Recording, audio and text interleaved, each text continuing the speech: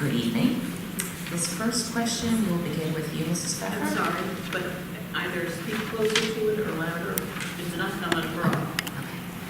Being we are a small community, it's vital to the success of our student population to have parents and educators participate with our supporting school organizations. This has been lacking dramatically. How do you see a way that the Board of Ed can assist in this area?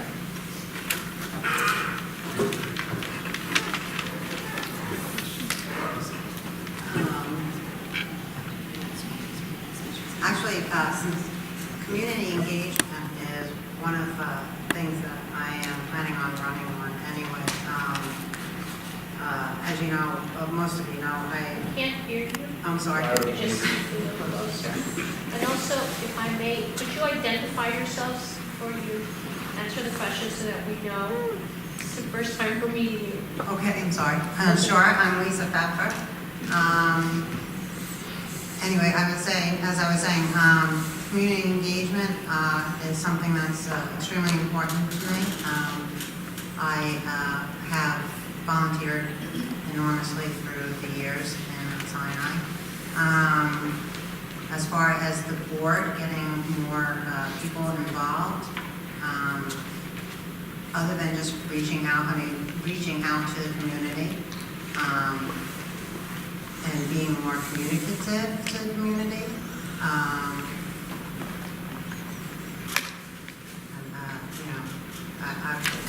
I'll try my best. That's all I can say. When things arise, I myself can go out and recruit people. I have to be honest, I really haven't been volunteering with the parent groups as much recently because I kind of felt like I wanted to give the younger students, parents, new parents a little more opportunity to come in. But if anybody ever called me and said, we need you, I would absolutely make an effort to come in. And I can't stress enough how important it is for the school, just the functions of the school and what these community groups do for your students. And I'll just have to get the word out. I have a big mouth.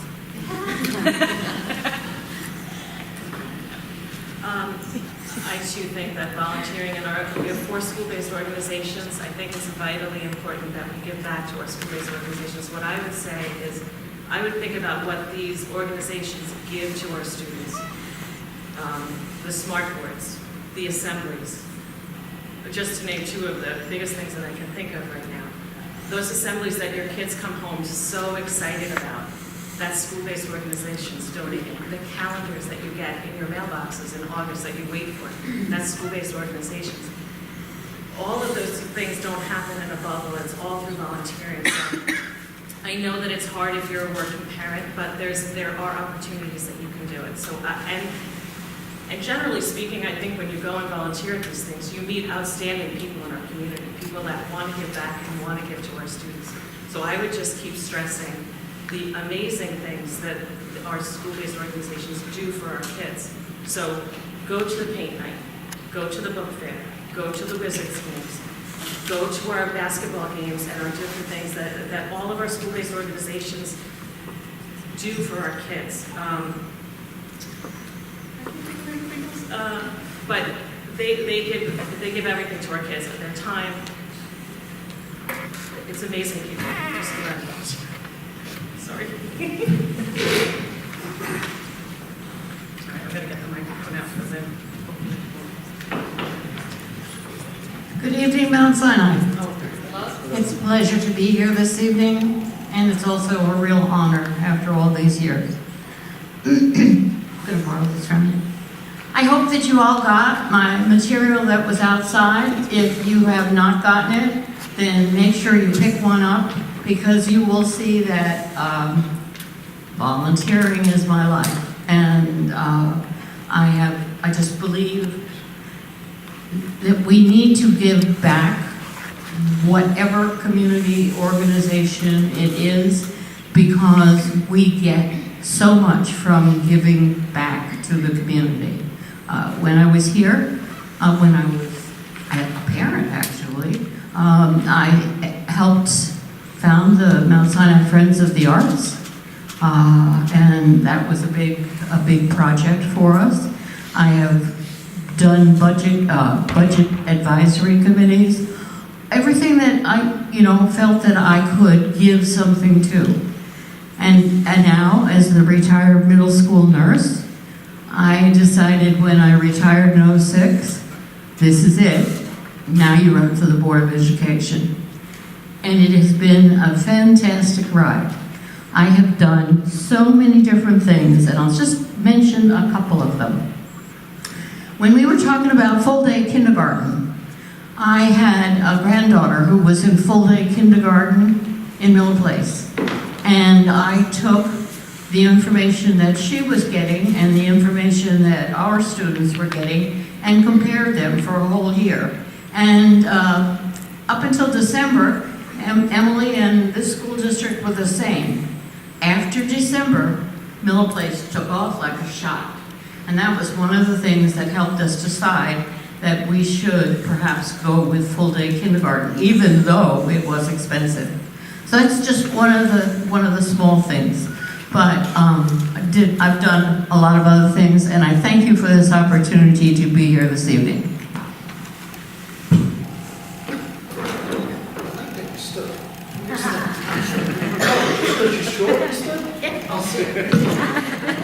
I'm Chris Corderone.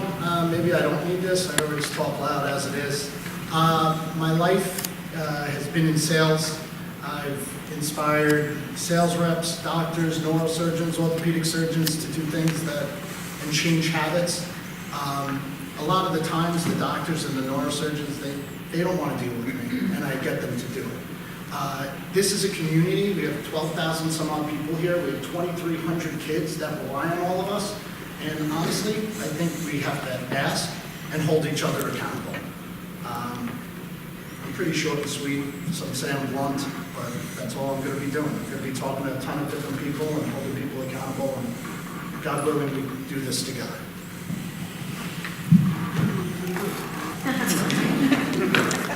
My name is Robert Pignatello. I work for CWA, Communication Workers of America.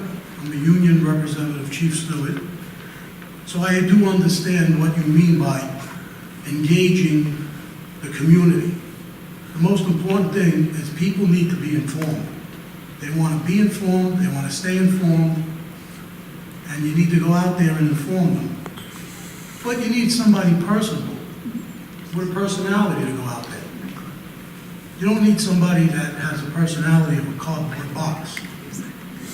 You want somebody to go out there, and you want somebody to engage the parents, the middle-aged, and the seniors, because they are still part of this community.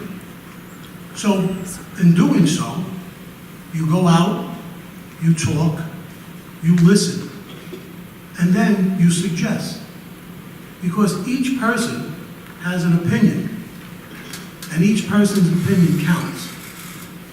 So, in order to get somebody to volunteer with you, they have to see you volunteering as well. So that's how I would handle it. I would try to treat it the same way that I treat, I think, 600-700 people that I represent on a daily basis. And each one has a different problem. Each one has a different concern. So with that in mind, that's how I would deal with that. Thank you.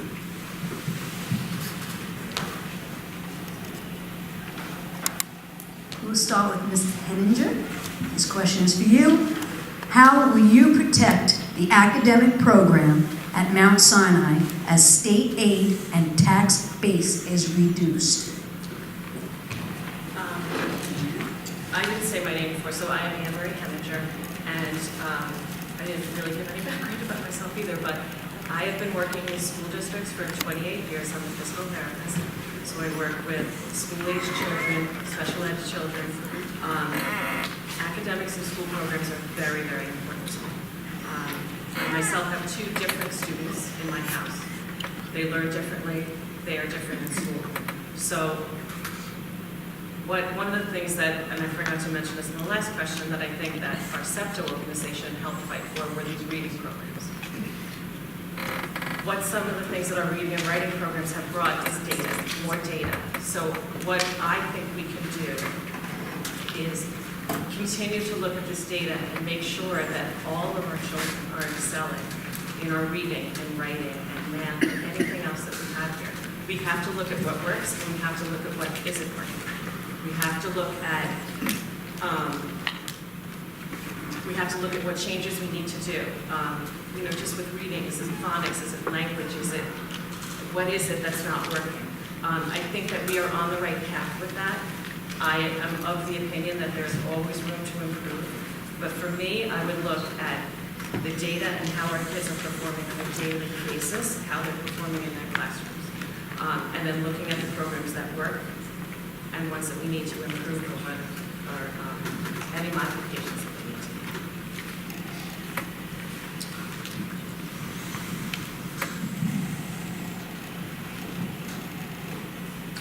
I have served on the ELA, English Language Arts, and the STEM, which is Science, Technology, Engineering, and Math, I think, committee for a number of years.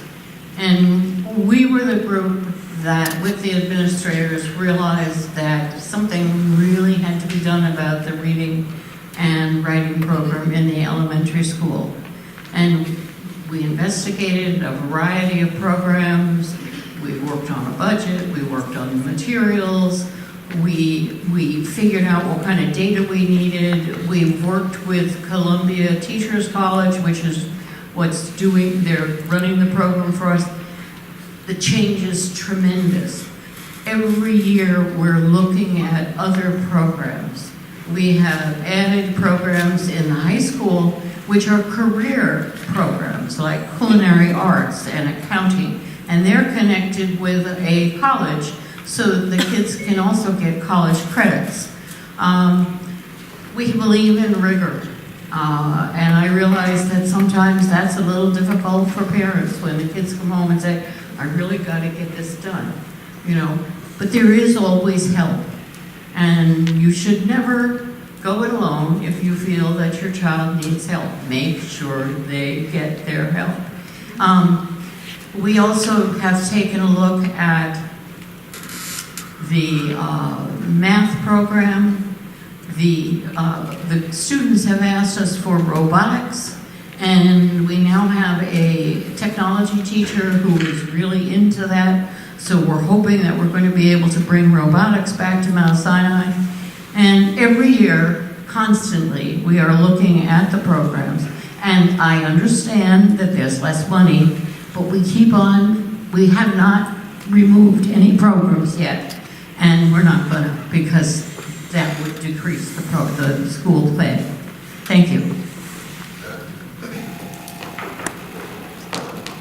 I'm a big quote guy. Seek first, understand before you're understood is, I think, the perfect example of what you're asking. Many districts are going through what we're going through. I think what's amazing about this school district, this community, is the rich history it had. Yes, we had an amazing amount of growth from 2000 to 2010, and now we're sort of a mature market. I think what we would rely on as a whole is trusting the professionals that are doing their jobs. These are professionals, they're there. We have an extremely tenured school district. Reading through some of my real estate websites and resources that I have, I believe we have less than 2% of our teachers are 1, 2, or 3 years into their job. Meaning we have very tenured teachers that will get us through some of these concerns that the community has, and we have to trust the teachers. Again, short and sweet. I'll give it to my buddy. Is it all right if I ask you to repeat that question? Because I think we got thrown off here a little bit. Maybe it's me.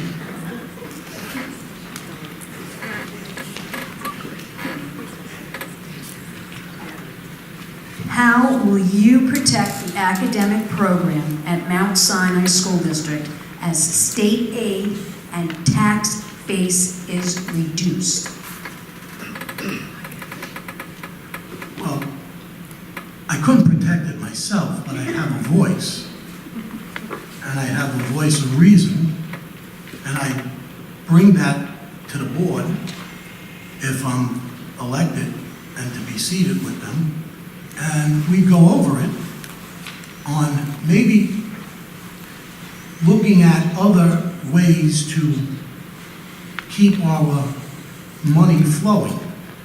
And not sitting on that board now, I wouldn't be able to tell you the insides and what's going on there, but if I got in, I would be able to give a voice, an opinion. I would take what the community, what the parents, what the educators, the administrators, the people that work in the school, listen to what everybody has to say and then bring it to the board. And because, folks, two heads are better than one. Opinions count, like I said before.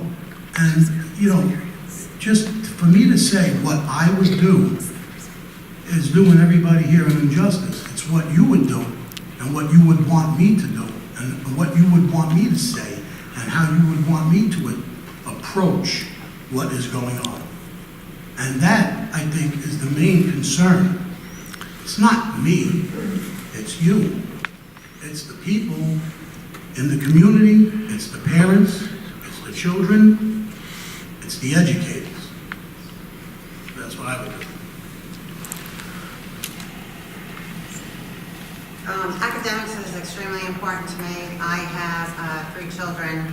2 of them have already basically gone through the entire school system here. One is a junior in college, the other one is graduating this year. So they've gone through the college admissions process, done it twice. So I understand how acutely important academics is and how they play a role in furthering your career in college. My son actually graduated with 40 credits, and he graduated in 2017. He's already a junior, and he saved me so much money. So, that being said, yeah, academics is very important to me, and the programs that we have now I want to maintain. I actually even would like to go as far as implementing new programs such as robotics.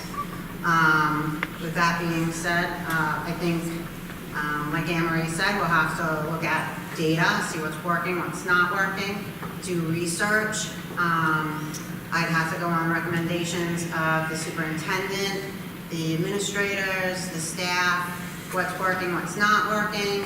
I would look to possibly BOCES for extra funding, maybe through them. I would ask the community, please, please, please, every time there's a time to vote for anything, go out and vote. Because when you vote, it tells them up in Albany that you are paying attention and that you are important and that the school district is important. You have to show them that we are on the map. Mount Sinai put us on the map so that the funds from Albany come down to us. And that's how I would handle it. Thank you.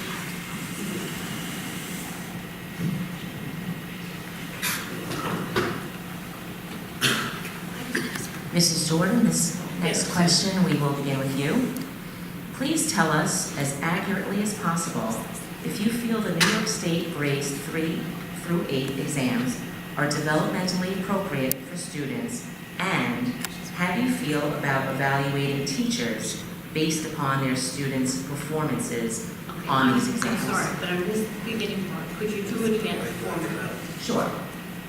Please tell us, as accurately as possible, if you feel the New York State grades 3 through 8 exams are developmentally appropriate for students, and how do you feel about evaluating teachers based upon their students' performances on these exams? I'm smiling. Just recently, I'm going to start at the backside. Just recently, there has been a movement, and it appears as if it's gotten approval that teachers will not be evaluated on their students' state tests, and that would be really, really great. I never thought that that was a worthwhile thing anyway, because there's so much. I'll give you an example. Many years ago, we were giving CAT tests, CAT, and my mother had a heart attack, and my daughter was here in the middle school, and she had to take her CAT, and so I made her go to school and take her CAT, and she did miserably because she was worried about her grandma. And she should never have taken the CAT, but you know, I was one of those, gotta do it all. And so I don't hold much with those kinds of assessments.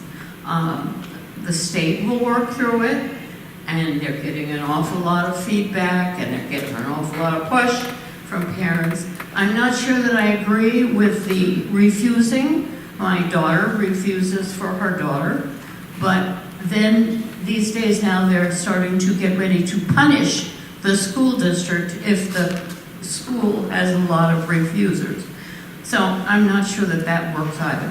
But I don't particularly believe in the way the state assessments have been done. And not only that, we started to do the assessment for, I think it's 3rd grade, and the computer broke down, and you know, we had to stop.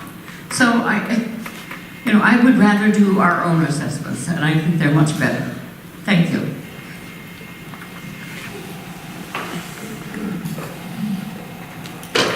That's an interesting question. My wife is a school teacher in Port Jeff Middle School. I see how hard teachers work and how dedicated they are to their profession, and to be graded on just one test is crazy. We wouldn't do it in the public sector. We don't do it in the private sector. I think it's a global approach we need to take for more people. With that being said, I believe failure is always a gift. I would challenge anybody in this room that some of the greatest things that we've ever done as people, as humans, came from failure. And I do believe we got to challenge our children and put them in uncomfortable situations. And some of these tests, I'm sorry, but cliche to say, I think some of them, the kids need to take them and challenge themselves and learn how to deal with it. Because when they're young children, if they learn how to deal with obstacles and failure early in life, they're going to be that much better off later in life. Sometimes I feel like we protect our children a little too much. And so there's sort of two parts to that question. For the children, I do feel bad for them sometimes, but they need to learn how to fail.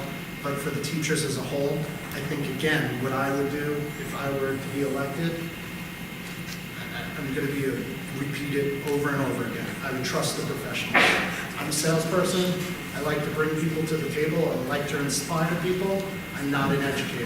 And I'm going to trust the administrators in this district to make the decisions. I'm not going to rely on people from different backgrounds.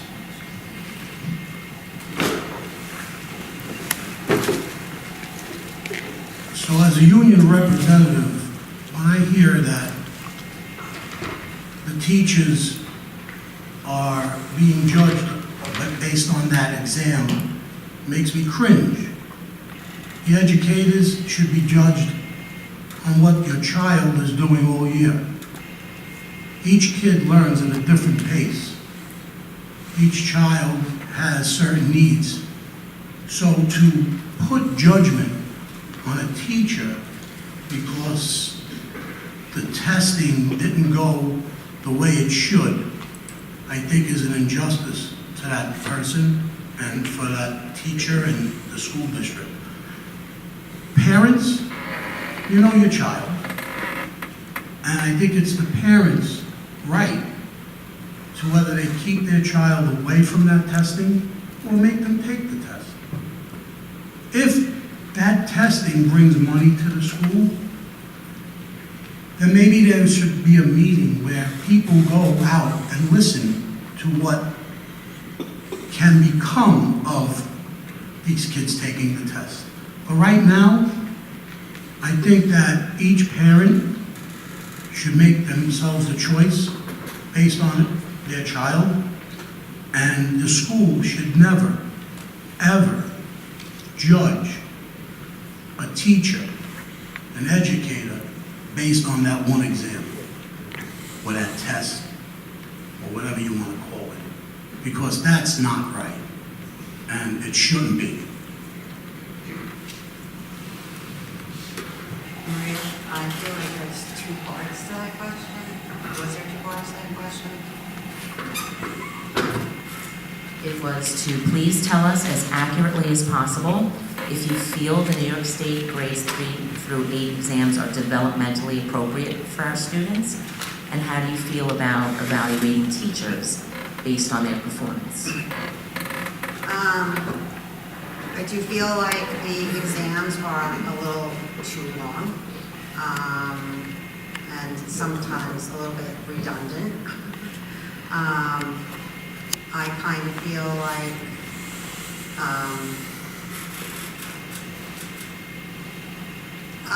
it's really up to parents. It's your personal preference whether or not you want your kid to sit through those long exams. I chose for my children to do it. I just felt like it was just practice. I kept it, on the down low with them. I do realize that, the state is also looking at those test scores and exams, and it does sort of, on the other hand, put us on the map as well. I wish that we could find a way where we could, encourage people to allow the children to take the test, and maybe just, I don't know, give them milk and cookies afterwards, or just make it a little lighter and not so, pressured. I don't feel like the test scores should be tied to the teachers at all. It's funny because when my oldest was in first grade, I had an issue with the teacher who's no longer here, hasn't been here in a long time. And that was only really because I was crazy, and he was my first. I thought he could do no wrong, and then teenage years here. But seriously, this Dr. Gentlecore, I talked to him about it, and he said, it's really funny. He said, I always get parents who will always call me to complain about a teacher, but they will never ever call me to tell me something nice. And it really kind of sat with me for a while. And I said, these poor teachers, they work so hard, and they don't really get the credit that they need. So from now on, everything that I do is I write a letter to the building principals at the end of the year, every year, and I tell them what my child's experience was that year, and I try to start off on a positive note, and I try to tell them exactly what I liked about every teacher that my student had that year. That's the best way to judge a teacher.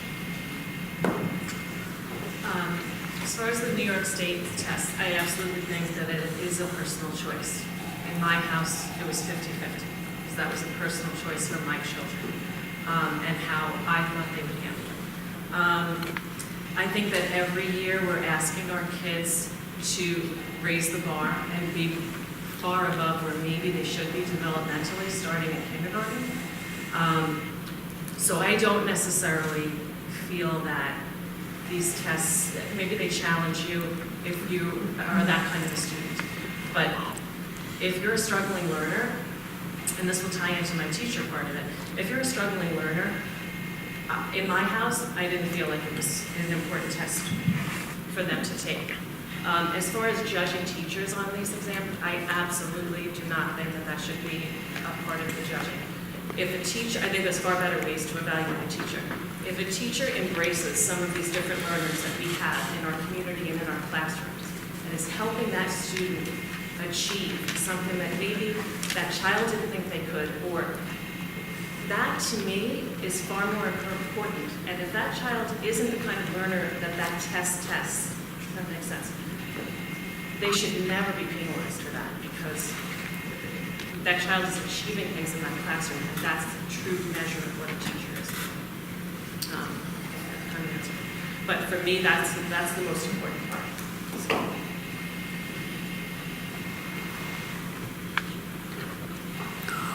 Mr. Corderone, this is coming to you.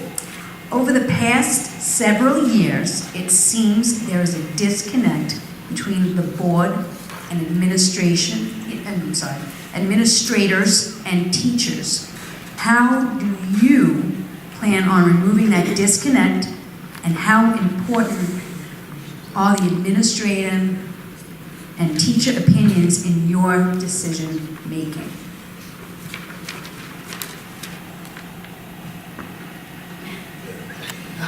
I feel like I answered this one a couple times.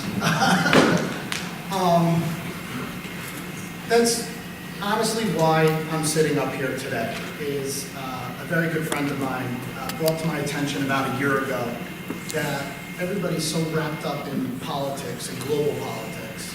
And I look out in the room today, and maybe there's 50 some odd people out here, and then we have hopefully a good amount of people on Facebook. But we can make a difference here in this community. To specifically answer your question, that's one of the concerns, is the disconnect that appears to be happening between administrators and the board. I'm a big believer in staying in your lane and trusting the professionals. They're in their position for a reason. I look back at like a couple of different books I've read in my life, and Napoleon Hill wrote a book called Think and Grow Rich. And he describes the story of Henry Ford. And they were trying to sue Henry Ford and penalize him for being ignorant. And what Henry Ford basically proved to everybody was he didn't need to have all the answers. He just needed to have the best people in spots to make decisions. And looking over the past year at what we have in terms of administrators and the leaders in this district and in these schools, it's pretty powerful. And what I would do and how I would cultivate that is, again, get out to the community and try to change the perception, and honestly, sit on this board and maybe challenge some of the other opinions that have been out there in the community.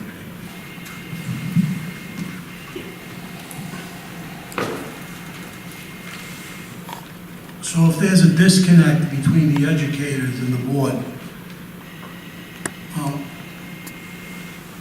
that's a horrible thing. There's no I in team. Everybody here in the community, the educators, and the board should be looking at this as a team. Now, of course, everybody can't agree, right? Nobody agrees. Everybody, 100%. But what you need to do is you need to sit down and you need to try to influence and try to make your point heard based on what the community, what the educators, what the faculty, the administrators, the people that work here. That's the point you got to get across to the people that sit on the board. And being a union representative, I deal with this every day. I deal between the union and I deal between the company. And I have a pretty good track record. I don't always get what I want, but there's a middle. And when there's a middle, it sort of works out for the best for everyone.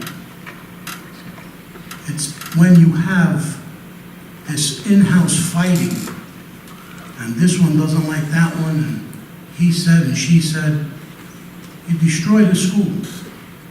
And when you destroy the school, you hurt the children, and you hurt the community. And that's something we don't need.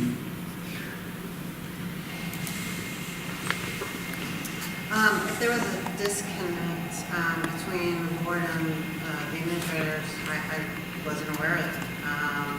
I come to board meetings and many of the times the administrators were here. So that told me that there was some communication open between the board and the administrators. If there's improvement that needs to be made, yeah, of course you can make that.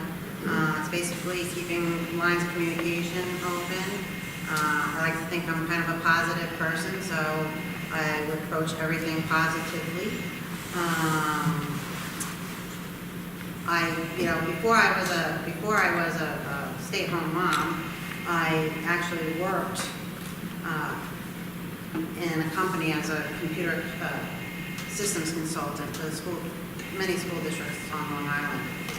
So I worked alongside administrators and superintendents and staff. That was my job. I mean, basically to install computer systems and run the administrative software for each of the school buildings.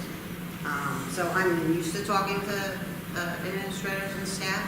I could see possibly maybe setting up little committees within the board itself, maybe monthly meetings with administrators, just to keep everything fresh and the lines of communication open.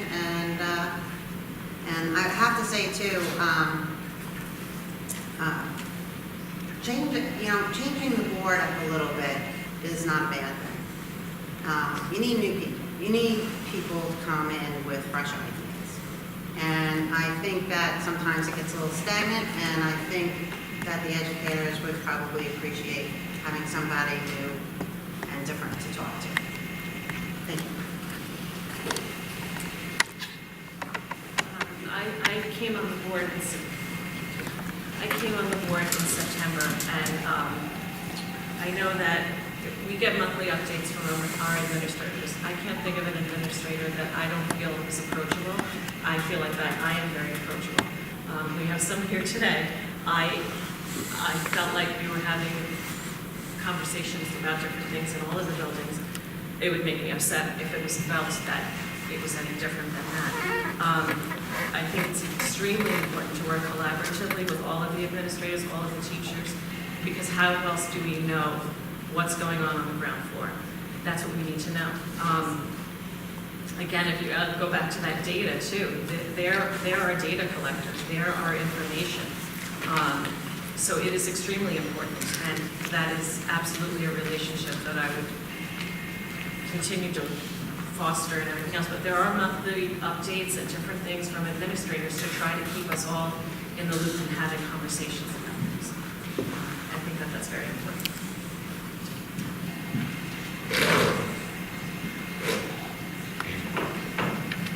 Well, I don't agree.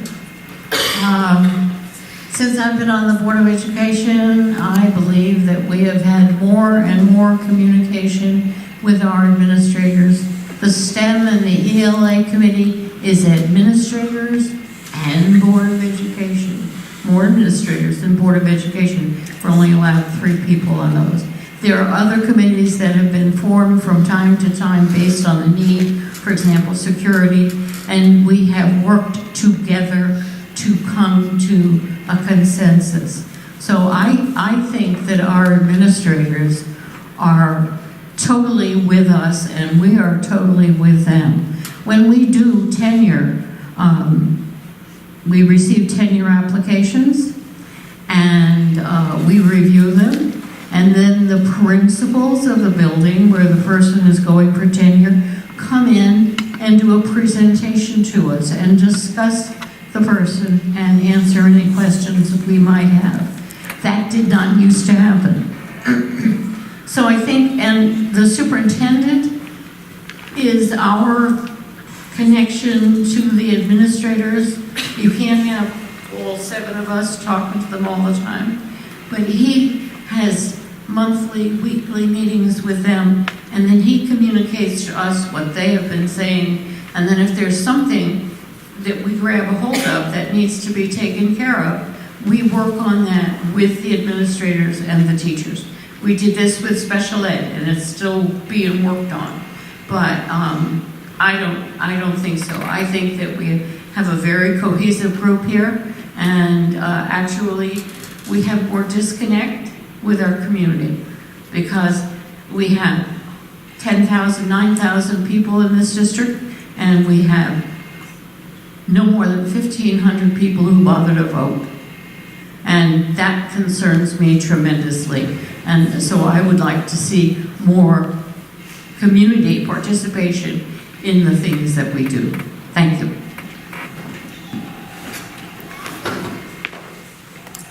Mr. Picatello, beginning with you, please share your thoughts on armed guards in the schools.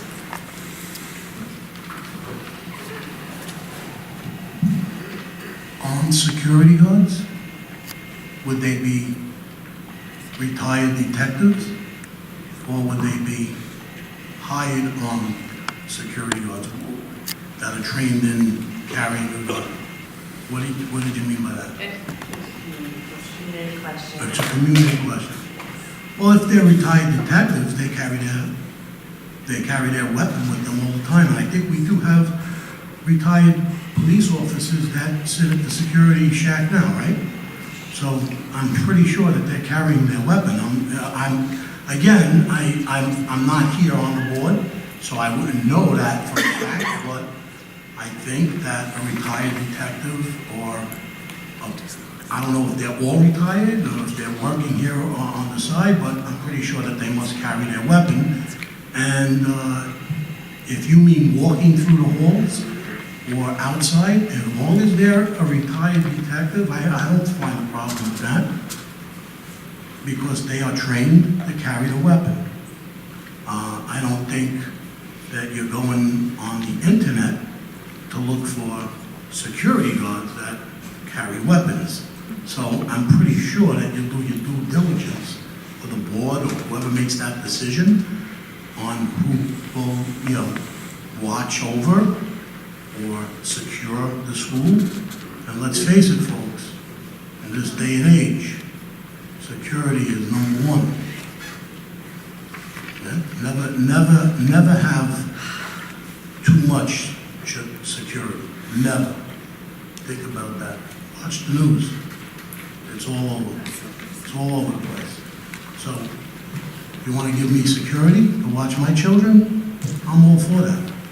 And I'm not afraid to say it. Our security guards are already armed.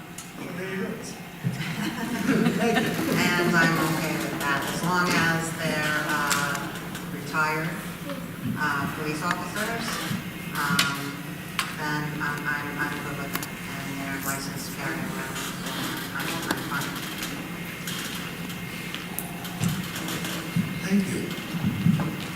I remember coming to the board meetings when that was a topic, and it was something that I really had to think about, because I am not someone who's a gun person at all. And I understand retired, I have great respect for police officers and retired officers. It was just not something that I was very comfortable with. However, I understand the importance of security in our schools. Another important thing to note is that with the whole Safe School Initiative, we didn't just have armed guards and fix our fences. We also got a school psychologist who travels around the different buildings to help with the different needs of our kids throughout the day, and is trained in noticing things and that kind of thing. And that was really important to me, that we didn't just focus on the one part of it, of security, which if you came to those meetings and you saw how the board members, how they anguished over that decision, it helped me come to a decision also. I want our kids protected. It's not something that I was initially comfortable with, but if you look at it as a global whole and how we have a social worker who is trained in the other part of the whole Safe School Initiative, I think that that's a really important factor, because we're trying to treat these schools more globally.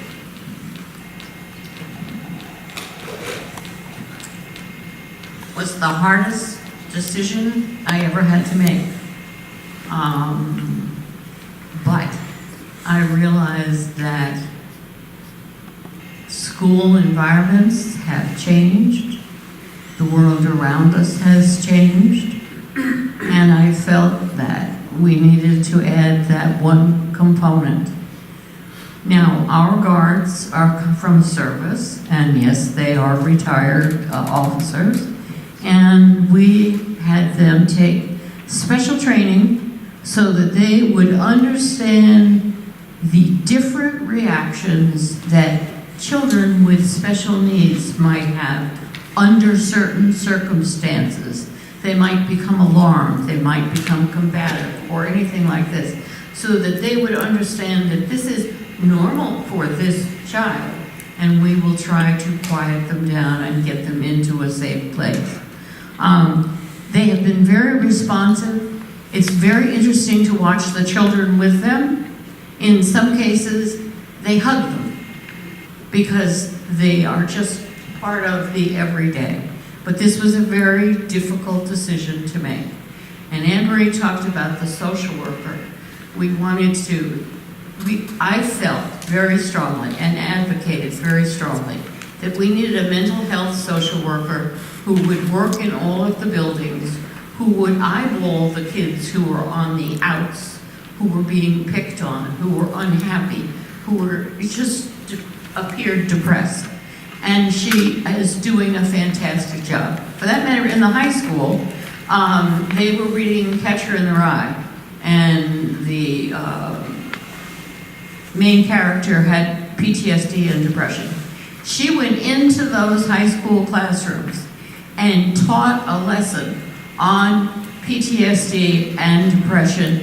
And one of the kids at the end of one of the classes raised his hand and he said, "Do you mean there's somebody we can talk to here?" So, we're working really hard in this area. Thank you.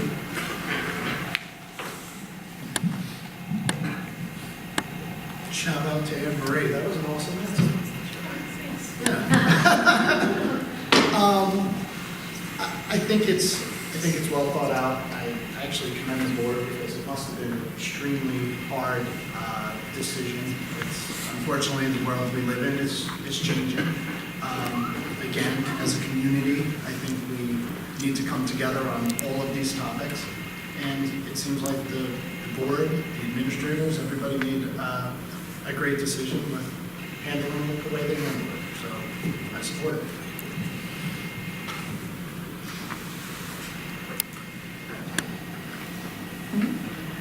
It's your turn, this question will be coming to you first. What are your thoughts regarding class size for the classrooms? Part 2. Do you think larger class sizes hinders the academic, social, and emotional growth of our children? I would think that I would have to, be specific to a certain grade level. Of course, you don't want lower grade levels to be large. I wouldn't think probably more than, 20 students in the lower elementary school levels. I'm not a big fan. Obviously, I came to Mount Sinai because it was a small school district, and I wanted my kids to know everyone that that was in their classroom, and make sure that they weren't overlooked. Make sure that they were getting the attention that they needed. I think at the high school level, and actually it doesn't happen at the high school level because the kids start, going in different directions, and the class sizes really aren't that big because you have so many different academic levels. I think it's challenging. I have to admit that I do think it's challenging. This question was brought up at one of the other board meetings because there's a couple of grade levels that have about 28 students in the grade in each of the classrooms, and that is a lot of kids.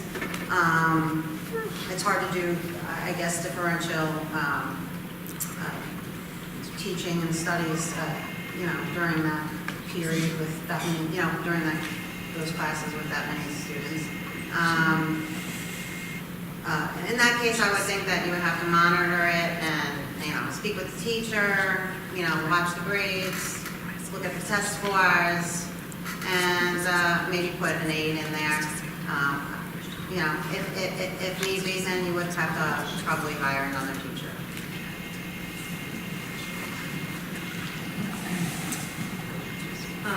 Yes, the last board meeting, this was a big concern that was brought to us, and there was a lot of emails, and I want you to know that I listened and read all of those emails. And one of the things that spoke to me at the last meeting was being able to meet with the small groups and the time allotted for that. And I understand that. Like I said, I have 2 different students in my household, one of which had AIS all through elementary school and middle school, and now it's labs in the high school. The reading program that I questioned and fought for, he didn't have that. I know how important that is, and I'm so happy that it's finally here. As a board, we want those programs to succeed, and we want these teachers to be able to have these programs succeed and have the proper time. In every classroom, there's needs, like I said before, there's different learners. There's a vast amount of things in each classroom, and we have to look at that. To me, that's looking at the data for these programs again. I'll bring up the data again. That's looking at the data of these programs and listening to our teachers and looking at what's working. Nobody wants large class sizes, but I think that if you came also to the budget meetings, we do have to acknowledge that, and that's the hardest, that to me is the hardest part of coming on this board, is trying to figure out the budget part and what I want for these kids and what we want for these kids, and trying to find that balance. And that is the struggle of sitting up here. That is the struggle of being on this board. I think it is very important that we have to be fiscally aware of what's going on, but also knowing the needs of our children and what programs are working, because we want these programs to work, but we don't want to leave our teachers with too much that the programs aren't working.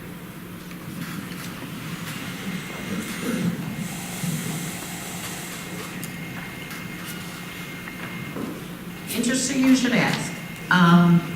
The superintendent this week spoke with Lori Pesser, who happens to be the author and director of the Columbia Teachers College Writing and Reading Program.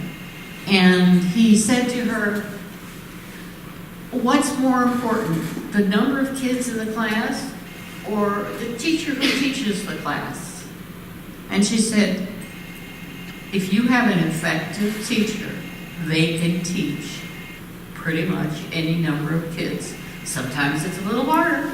Sometimes they're a little more tired when they get home. But she said, you want effective, well-trained teachers in your classrooms, and they will be able to do the job. Now, does that mean that I think 35 kids in the classroom is just great? No, I don't. I think that in kindergarten, first and second grades, we need to keep the numbers as low as possible.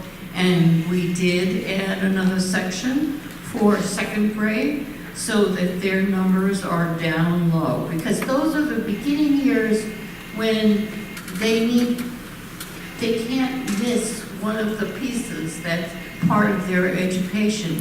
So we want to make sure that the classes are small, that they get as much individualized attention as they can, so that they don't miss some important piece in their learning.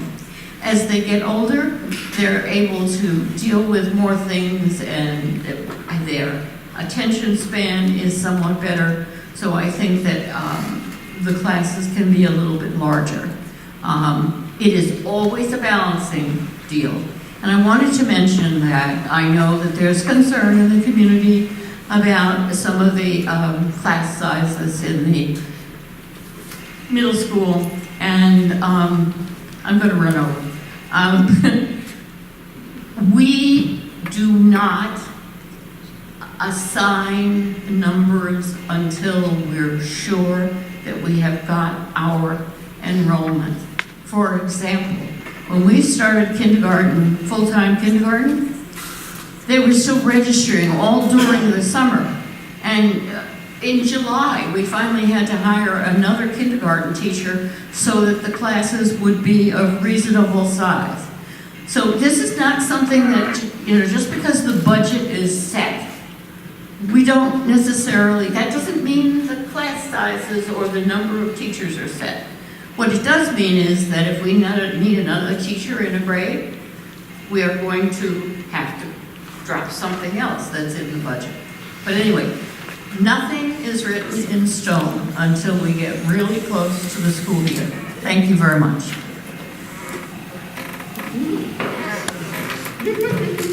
I'll give you one of my minutes. I think class size is situational, but I was at the last meeting, board meeting, and again, I go back to the community, I go back to the professionals, and we had, I think, I was trying to count, there was like 13 or 14 school teachers from other schools sitting in this section. Other schools. Well, we should steal shamelessly from other schools. It's free information, we should take it from the community. This is where we go back to those other questions. Maybe there's a disconnect. We have a community of people and parents who work in school districts. And their school districts are going through some of these issues, and we could get free information. So I think class size it's situational again. I have 3 sons, a 9-year-old, Christian, a 6-year-old Anthony, and a 4-year-old Jesse. 2 of my sons were actually born on October 23rd. We decided to hold them back. My wife's short, I'm short, they're not gonna be that big, so give them a little bit of an advantage. My middle son, Anthony, is in the special educational department or program, and obviously we need smaller class sizes with that. Again, I think we lean on our community and the professionals in the community. I think we lean on the administrators, and you laughed when you said data, but that's what we need. We need to be data informed. And if the numbers are speaking towards a smaller class size, I don't care how smart people are sitting on this board, we need to trust the data and we need to trust the community.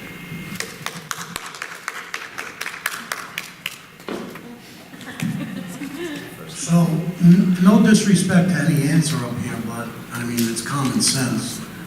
You want to cram kids into a classroom and expect them to receive the same attention that they're getting when there's less students in that classroom, you're out of your mind. I'm not going to sit up here and teeter on the fence. I'm going to tell you how I truly feel. I have children that go to this school. I have friends who have kids that go to this school. And maybe you people out here had children that went to this school, or maybe you don't. But when you overload a classroom and the teachers are getting cut, and it could be a good teacher, the data and all of that stuff goes out the window. You know why it goes out the window? Because the school district starts to suffer. And when the school district suffers and the community suffers, the value of your homes go down. You want this school, because you live here, to be a blue ribbon school. You want to get that back, whether you have children that go to this school or not. You want that back.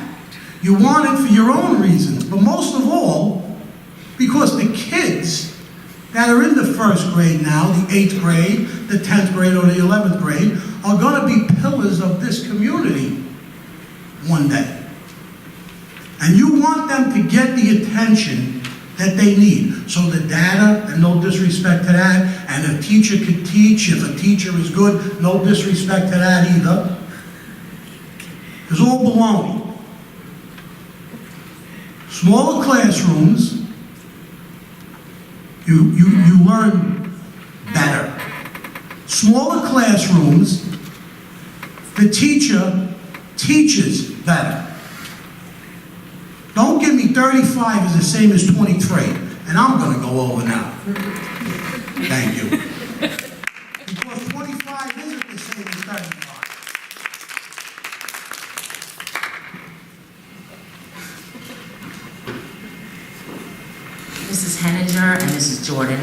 Obviously, you've been on the board already.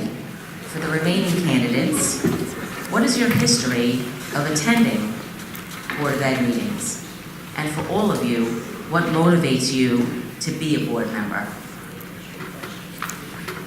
I think this kind of goes back to the spirit of volunteering too. I think it's really important to be active in your community, be active in your schools. I was on the site base for PTO. I was part of the family board of SEPTO. I try to be as involved as I possibly can. When you come to the board meetings, you learn a lot of things about the budget, about programs, about robotics we brought up one time in a board meeting. You learn a lot of information when you come to the board meetings. It's great that they have this on video now, because if you don't have time to come to the board meetings or you get home and you're exhausted after work, there's an opportunity where you can do that. I think it's really important. If you want to understand what's going on in your community, you need to come to the board meetings or watch the board meetings. I can't tell you how many times I've sat in bleachers or at events and people have said, well, if they only had done this, then we would have this. And I said, we do that, or we have done that, or we talked about this at this meeting. So, I think that we have to do a better job of somehow communicating out. We do the live stream now. There has to be other ways, I guess. We have a new website, we have the live stream. We have to continue to try to bridge between the community and the board so that people know what's going on and know what's affecting our community and our schools and our children.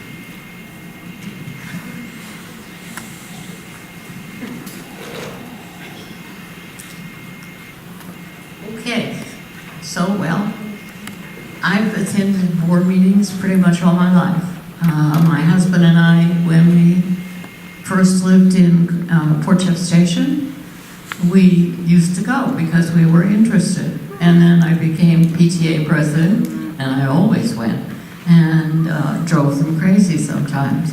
I believe even after our daughters graduated from Mount Sinai High School, we still came to board meetings. We came all the time because it was important to figure out what was going on, what we could share, and what we didn't like. I also believe that it's extremely important that citizens in this community vote, and I mentioned that before. Last time I ran, I did a study of voting, and I announced to the audience the voting records of the people who were sitting on the dais. Now, I didn't use any names, but a lot of people have come to me and said, would you please do that again? Because it's important to us that the people who are going to be on the Board of Education have bothered to vote. So, I'm going to do it again. 3 of the people sitting here have voted consistently for the past 5 years. One of the people who is sitting here voted in 2015 and 16, and not since. And another person who's sitting here has not voted in the past 5 years. I don't know how you can run for the Board of Education when you haven't bothered to participate in the program. Thank you.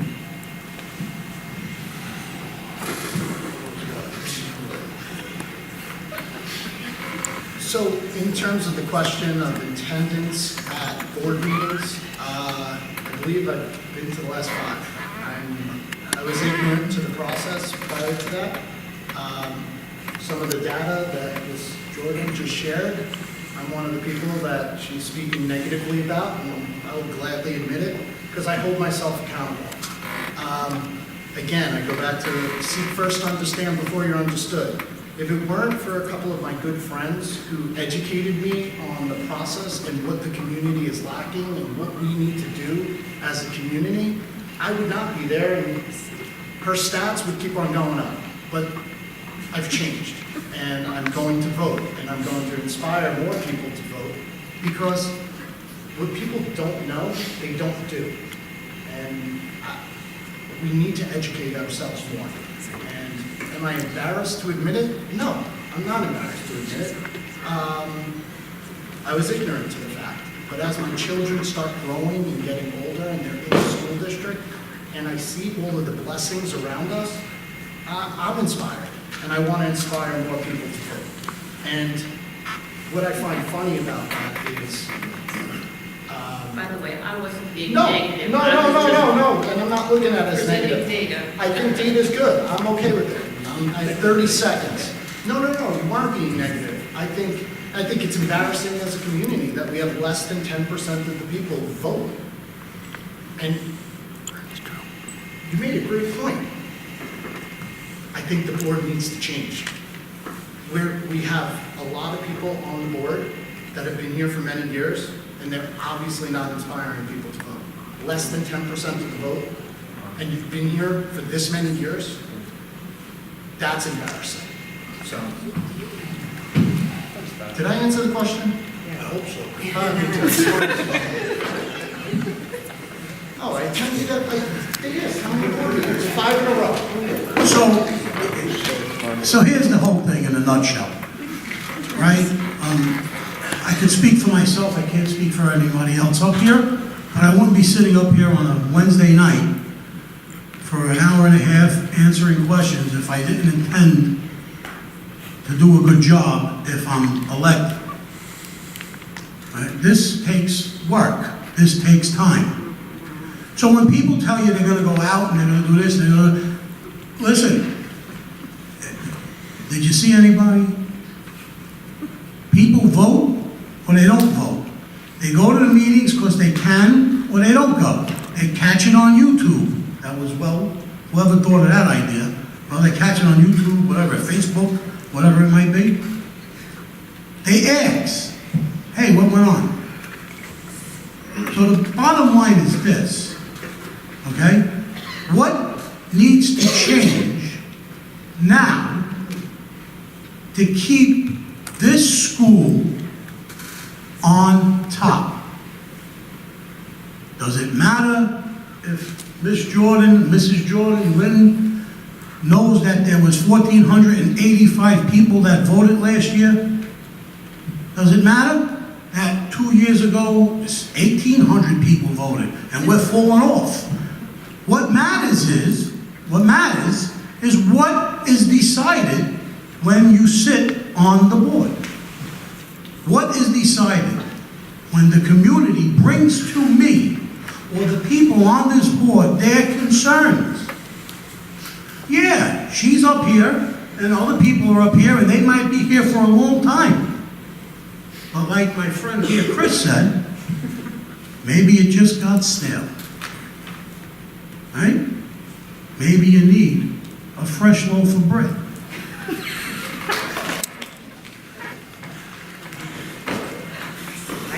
Okay. I've been coming to school board meetings pretty consistently for about 7 years. Probably 10 years before that, not so consistent, but pretty consistently for 7 years. I'm the kind of person who goes, why is it that way? And I have to find something. So I make sure that I come. I'm also big into community service and doing service work. I've been on the Mount Sinai Civic Association as recording secretary for about 5 years. I feel like I've maxed out there. And I wanted to, now that my youngest one is here and I have more time to spend, and the other two are away, I decided that I wanted to see if I could actually have a voice on the board rather than just sitting in the audience. My biggest thing, I guess, that I feel like is that my biggest concern is that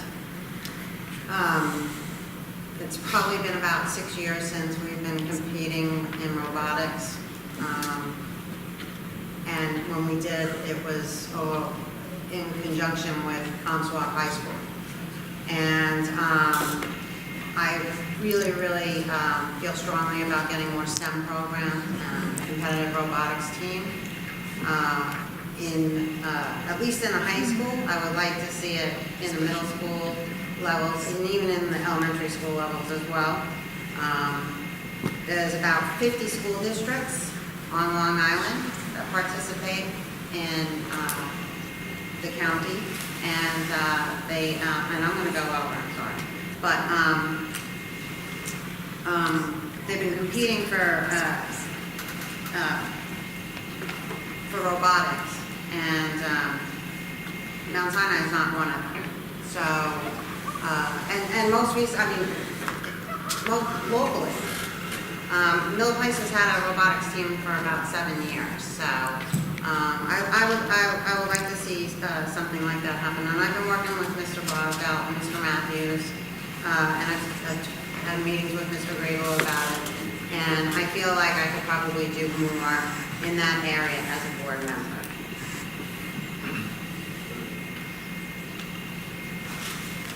And so I don't know. I'm stumbling.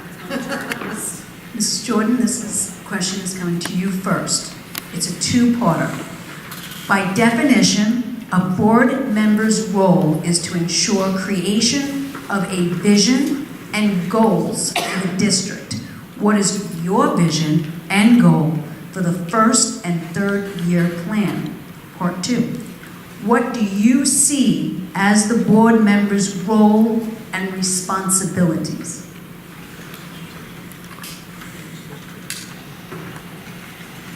Goal and visions, right? Vision and goals for the district.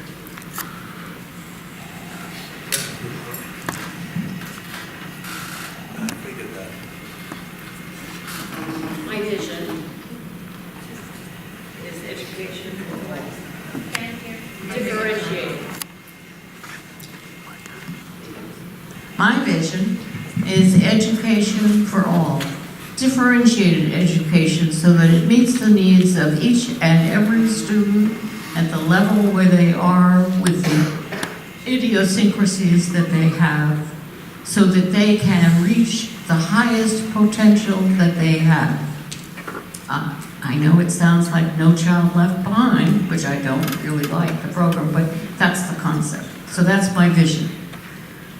My goal is to attain that and to keep on working so that every day, in every way, we are making a difference in the lives of those students. I can tell you that our very first graduating class here from Mount Sinai High School in 1993, many of them have gone on to amazing professions, doing amazing things in the world, in America, and they are wonderful citizens, and that's what I want for our kids. I want them to be not only good students, but good citizens, good community members. And that's one of the things that we do teach here. And I'm sorry, tell me the last half again? Board members' role and responsibility. Okay. Board members' role and responsibility. Listen, listen, listen. Pay attention. Research. Listen. Ask questions. All of these things. Do not shut out any idea that comes across your table or into your ears. Think about it, give it some credibility, see if it'll work, see if it's needed, and you have to be open. And I have always been available to anyone who calls. I put my phone number on everything, and I put my email address. So that's my answer. Thank you.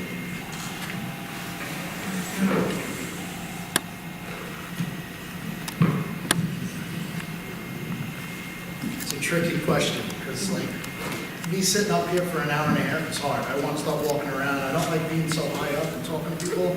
I'd like to walk up and down the aisles and like talk to people about this, but my vision is to continue the rich history of Mount Sinai and to create well-balanced children who learn to compete with themselves and also embrace failure. We need to learn how to work and fail appropriately. John Wooden, a very, very famous basketball coach, is somebody, obviously not my mentor, but somebody I read a lot of his books, and he teaches children the pillars of success and how to fail properly. The goal I would have as a board member, or the goal I think our community should have, is to create excitement again. It's a pretty amazing community we have, and we all moved here or decided to live here for a reason. And we should be accountable for one another, and we should really get excited about what we have, and what the children of the past had, and what the children currently and the children of the future will have. The board member's role, to be a leader, to stand in front of people and answer some of the hard questions. I mean, Colin Powell once said, the worst Colin Powell, how did he say it? The only thing worse than a bad decision is no decision. And some of these decisions we have to make over the next couple of years in this mature market that we're faced with the tax cap and everything like that, it's going to be hard. And some people are going to be upset with some of the decisions, but you have to make a decision and you just have to go forward. And we have to trust the administrators, the educators, and the community on what we're trying to do. So I think the board member's role is, again, to take all that information in, speak to people, and be a leader. Edie Marie, can you read that question again, please? Because I want to make sure that I got it right before I answer. Absolutely. By definition, a board member's role is to ensure creation of a vision and goals for the district. What is your vision and goal for the first and third year plan, and what do you see as the board member's role and responsibilities? So the vision for the first year plan and the goal for the third year.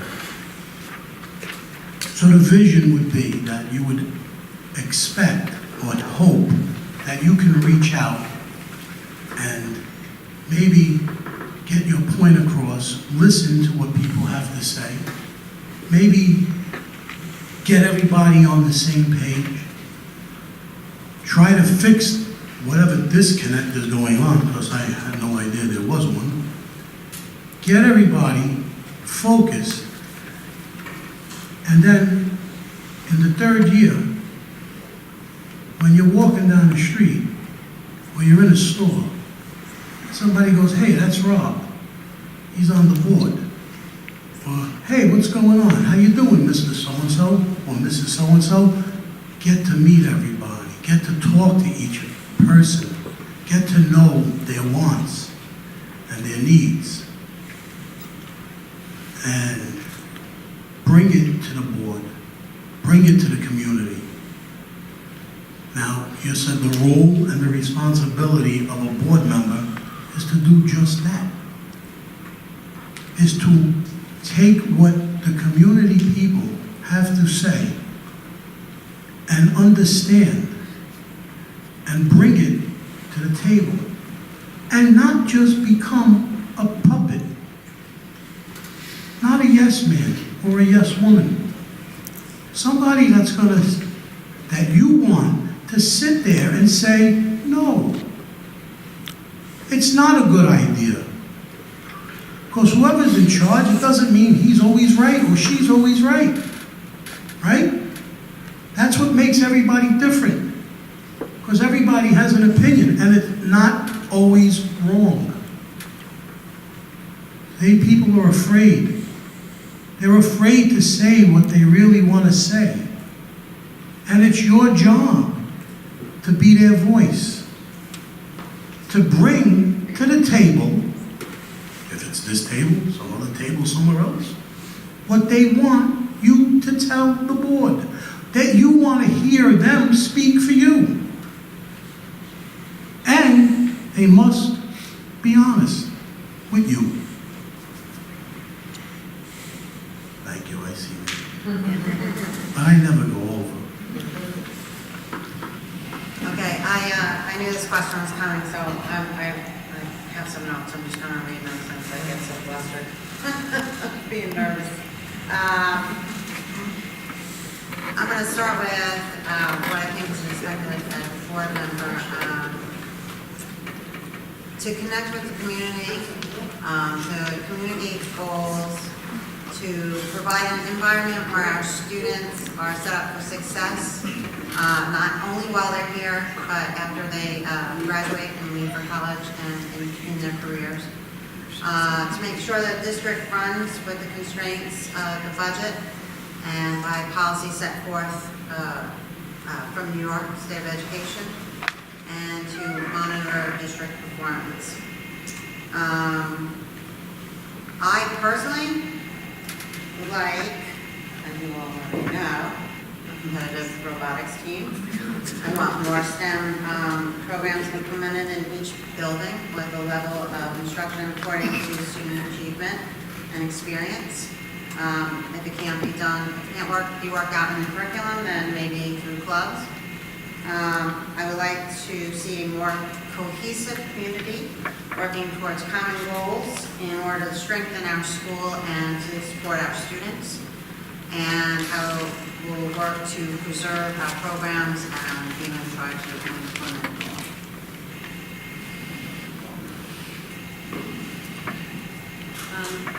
I think that my vision would always be that to work collaboratively so that all of our students,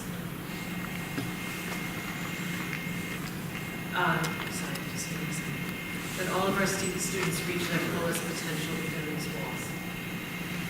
I think that I'm sorry, I'm going to get emotional. I think that how our board has done this is listening to our community and our special ed community especially. This was extremely important to me. And I don't know that everything, I just think that it was, I think that the community was heard. And I think that that is a very important role of the board. I think that communication is vital. And if we don't know what's not working for the community, what the community feels isn't working, we can't help. So I think that was an area where the board kind of stepped up and there's a mission statement for the board. This is all on our website. Mission statement for the board, core beliefs of the board, and goals of the board: education excellence, fiscal responsibility, leadership, and communication. And to me, that was a big first step in communication and listening to our community members. I'm very proud of that. I came on right when that was all starting, and that's something I'm very proud of. Do I think that communication needs to improve? I do. I think that there's a lot of people here this evening, and this is wonderful, and that a lot of people probably are watching.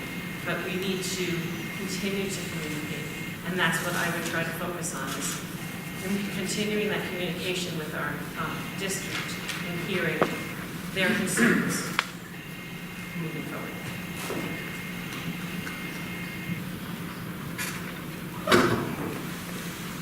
Mr. Corderone, beginning with you. What do you think the district should start doing, stop doing, and continue doing?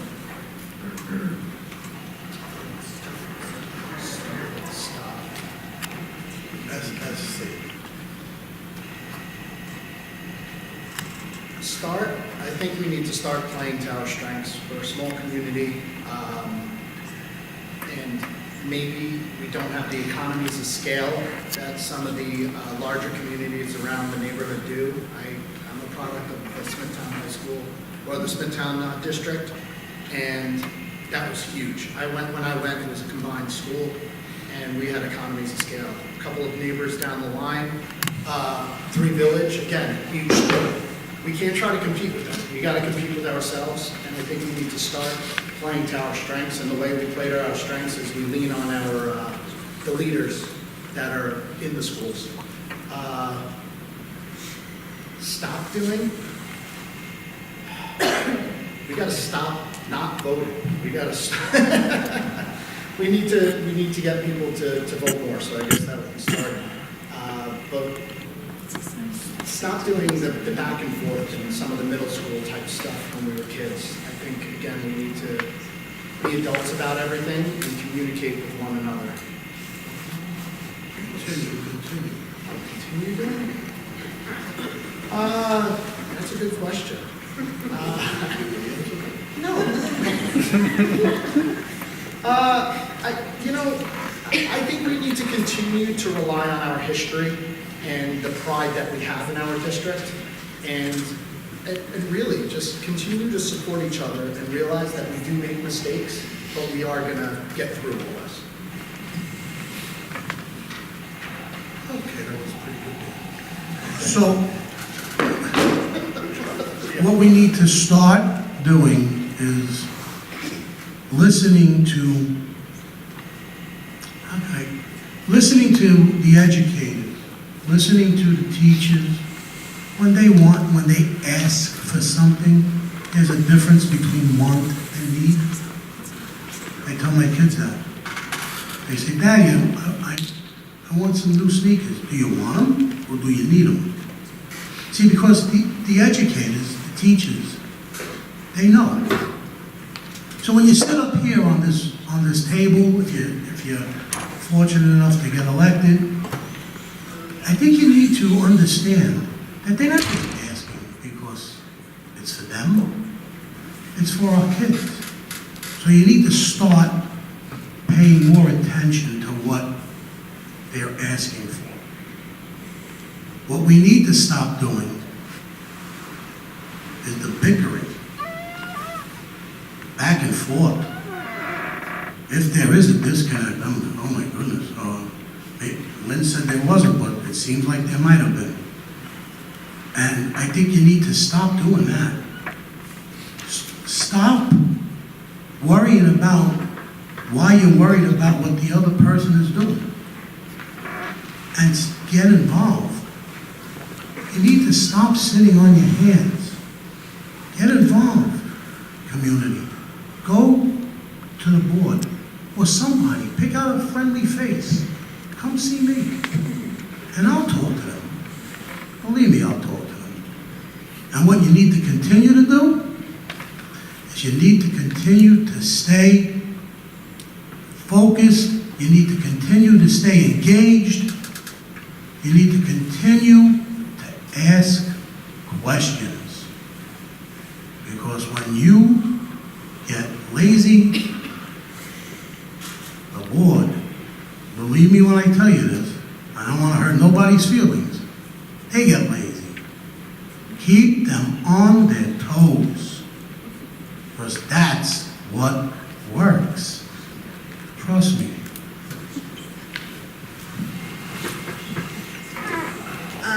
I think that we should start becoming more of a cohesive community.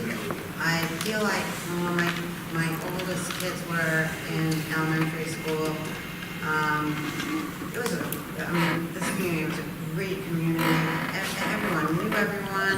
We were always out doing things. I don't know if that was because it was elementary school. But I think that the district could start doing a better job at hosting community events, doing community events, getting the community more involved. We should start voting more. We should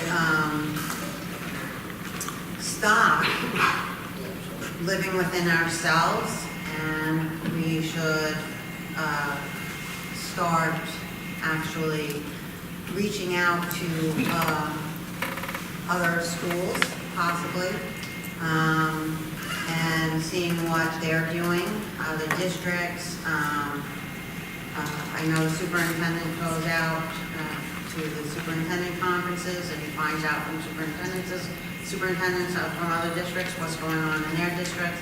I think that the Board of Education also has seminars where other boards get together from other school districts and they collaborate and come up with different ideas and see what's working in your district and what's working in someone else's district.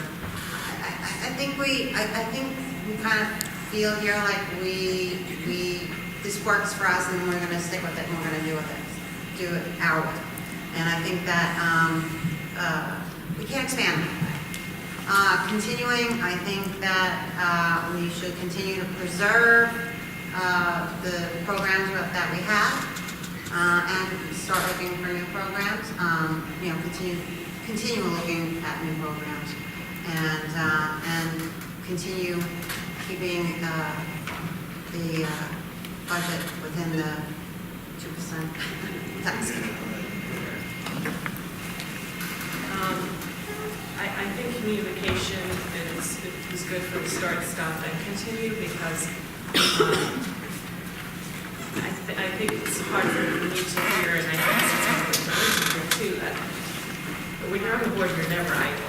There's a lot of information that comes at you all the time, and you're constantly trying to figure out numbers and how to make things better and how to look at things a different way, and that's why it is important to have a diverse group of people up here who bring different strengths to the table.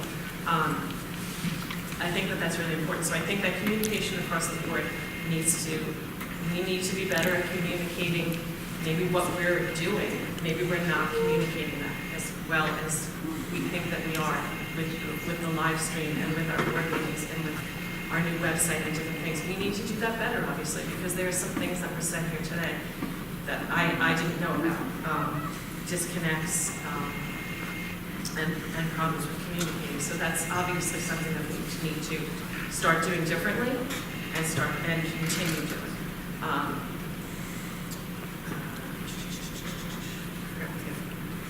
Was it start, stop, and continue? Start, stop, and continue. Okay, so I think communication across the board is what needs to be of the utmost importance, because I feel like I felt a little disconnected to some of the things that were said today, and you know, I'm new on the board, but I can tell you that it's never idle when you're on the board. There's always things happening. I jumped in September with the bond, and I haven't stopped yet. And it's not one talk a week up here. It's not.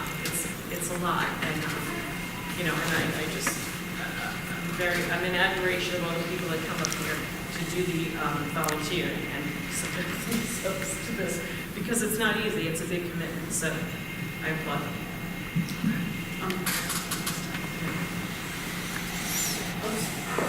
Okay, so my knees have finally told me to stop standing up. Starting. We've just started and put together a 5-year plan, and this is a big deal for us. We're really working on approaching the growth in the district educationally. There may not be a growth for number of kids, but we are working on new programs, different ways to teach, different ways to finance some things. And Lisa mentioned, you know, robotics is coming, and I'm excited about that, because my middle daughter's a math and science teacher out in Washington State, and she started it in her high school, and it's a fantastic program. All right, so starting with a 5-year plan and really working at it. Stop. Well, it's not what the board can do, but I really think the community should stop debating what's going on in the district on Facebook. Come to the meeting and talk to us, for Pete's sake. There are so many errors in the information that is shared on Facebook, and as a board member, I can't speak to it on Facebook. Come to see us, call us, send us an email. Continue. We must continue being fiscally prudent, and we must continue all of the programs that we have and add more. Thank you. This will be the last question of the night, and Mr. Pignatello, you'll be answering first. Okay. What do you feel is the most important question not asked tonight, and please answer.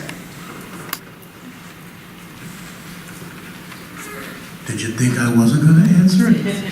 No, Okay. So what do I feel the most important question that wasn't asked tonight? Well, that's a good one. I got 2 minutes to think about it. I think the most important question that wasn't asked tonight is, and I don't know, maybe we asked it in a roundabout way, but it was not, I don't think anybody went up there and said, why do you want to be a board member? Now, I'm sure we all said, well, I want to be a board member because I want to be involved. My kids went to school. But nobody really asked that question. Everybody just went to the financials and to the budget and to armed security guards and the bickering and all that other stuff. But nobody asked everybody up here why, or why you continue to be a board member. But I think that would be the most important question, because as a community, don't you want to know why? Don't you really want to know why? Or do you want, the answer on the fence answer? Oh, because I want. Do you really want to know why I'm here? Come and see me after the meeting, because that's not the question, and I can't give you the answer. But that's why I thought was going to be first asked. Why did you say, I want to be a board member? Why did you throw your hat into the ring? Why did you get involved? Did you see something that you didn't like? Could have been a two-parter, Amy Marie. We have the answer. Right. But answer your own question. Exactly. Did you see something you didn't like? Yes, I seen something I didn't like. That's the answer to my question. That's why I want to get on the board, because I seen something I didn't like, and people see a lot of things that they didn't like, and we all talk. That's what, you understand? Because it's a last question.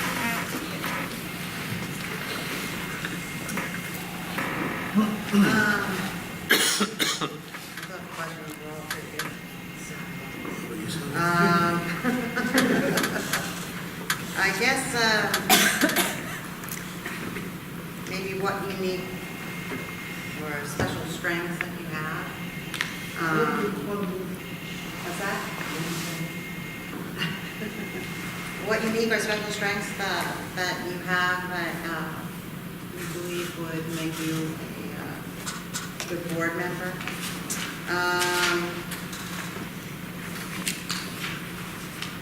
I think I'm a good listener. I'm pretty compassionate, and I try to see, all sides of the coin.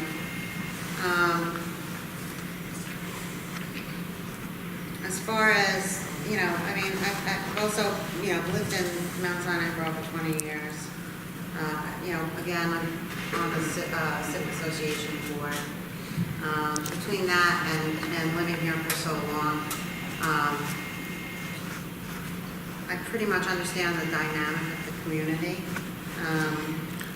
I feel like the fact that I've had 2 children who've already gone through every school building here, that I have a unique perspective of how the district runs.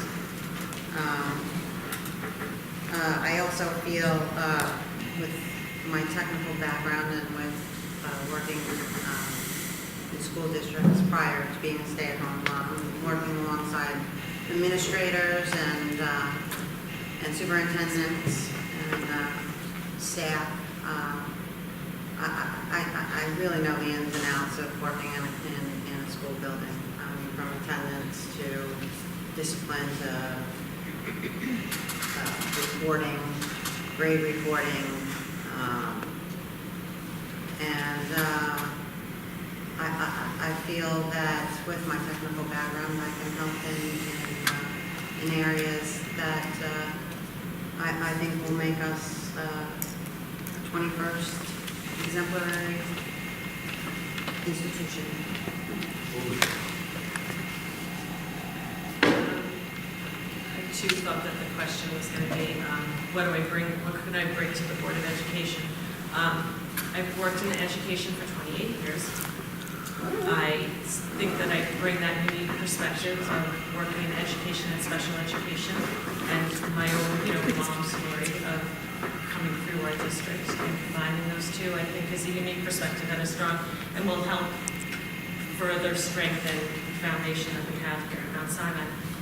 I think also working in education, I've worked collaboratively and in teams with different people. I think I'm a good listener also.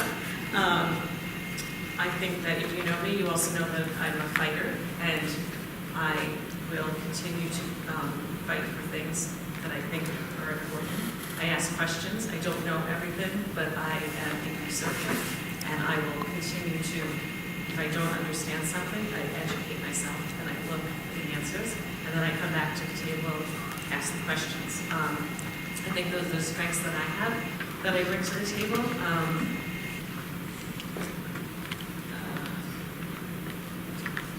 Good. And being on the board has taught me a lot. Being on the board for this short amount of time has taught me a lot. I've learned a lot about the amount of work, the working with different personalities and different people, and it's been a great experience for me. It's stretched me beyond what I thought I could do, and I would like to continue to do that.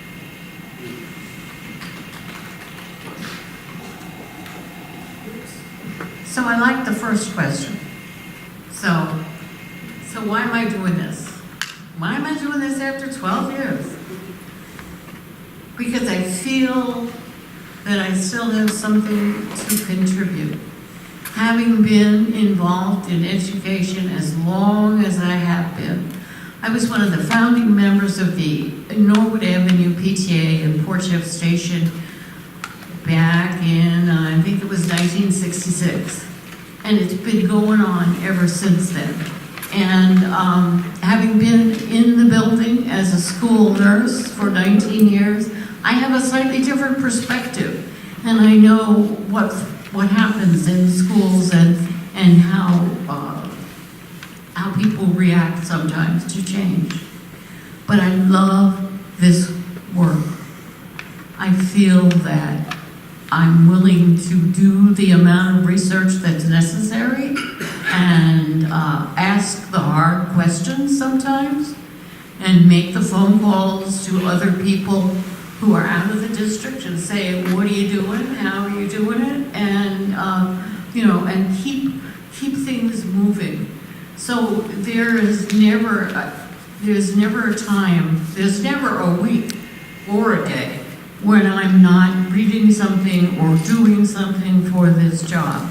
And I really do love the opportunity to make a difference, to do what I said before about each child getting the best education they can possibly get so that they can become the best they can possibly become. And I get excited about that, and I really love working in education. Thank you. I think all of our questions seem pretty similar. I was shocked that the question didn't come out, why would people in the audience or in the community trust us to sit on the board as a representative of the community? If I were to answer that question, I would look at a couple of parents that I know, and I coach their children in baseball and basketball and some other sports. I would look at my own children, the 3 boys that I have, with my wife Bonnie, and it's so interesting and so powerful because this is our community. The school is our community. We don't have an industry. We don't have industry supporting it like Hop has the industrial park. Our school is our heartbeat. Even if your children have graduated from this school, you brought up the point about home prices and different values that we're all affected by. But there's 2,300 children that rely on us. And if somebody were to ask me why should they trust me on this board, I'm extremely excited about it. I will always admit the mistakes that I've made, and I think I learned from my mistakes. One of the greatest lessons or the greatest things in my life was when I got a 1.9 freshman year of college. And I'm telling you right now, if I didn't get that 1.9, and I maybe got a 2.4 or 2.5, and my mom and dad were like, oh, you did a good job, I might just be doing a good job, and I wouldn't be sitting up here. And failure was not an option. And I really believe anything is possible. And I look at my son, and it was very touching when you responded that way. I look at my one son, Anthony, who's 6 years old, and people doubt him, and I'm telling you all, you will all go see him doing something great in life. And every single child has greatness in them. And money isn't going to hold us back. Little disagreements will not hold us back. We will hold us back. And we need to just be better. And I want to build bridges. And my dad left because I built this little logo.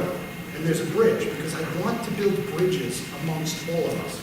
I want to reach out to the Civic Association. I want to reach out to the elderly. And you know what? You're right. I made a lot of mistakes. But I'm here to admit I'm going to change that. I'm very motivated. And that's why I would ask you guys to trust me on this.